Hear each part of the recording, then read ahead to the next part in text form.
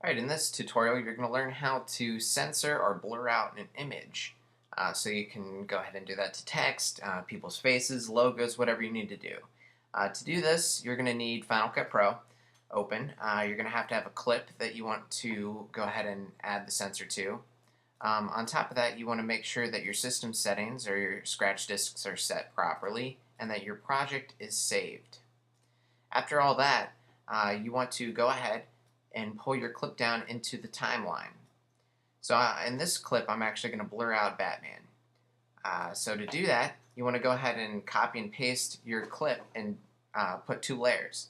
An easy shortcut on the keyboard is to hold Option, click and drag on the clip, release Option, and then release the mouse click.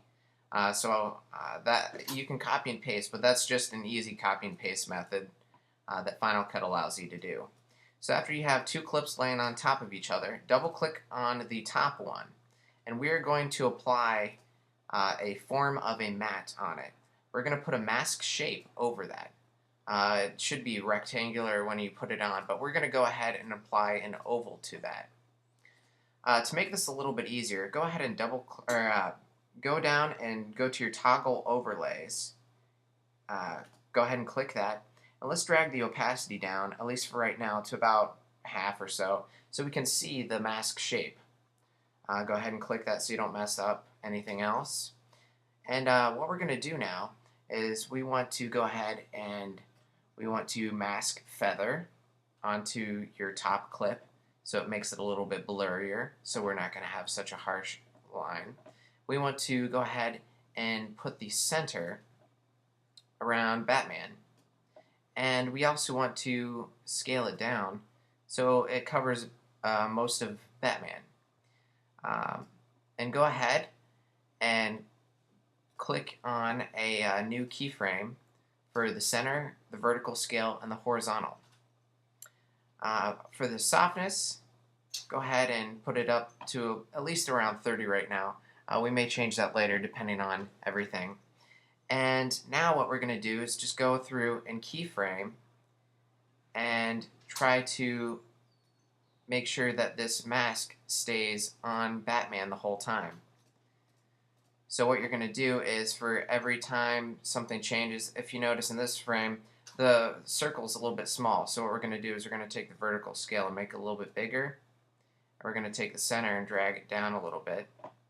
And keep going through. Right now we're just going to make it kind of a little bit rough, but you can go ahead and change it however you need. Go through. Looks good so far. We're going to blur him out. So, okay, he's starting to move forward. Where is he moving? Right there. Go ahead and drag the center right there. He's going through. It looks like he's off a little bit. Oops. So right now what we're doing is we're just going to make the shape follow over the top of Batman.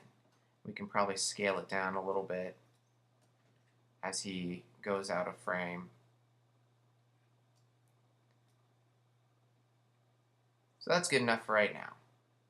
Alright, let's go slowly through, make sure that the shape stays on him, and it's close enough. Okay.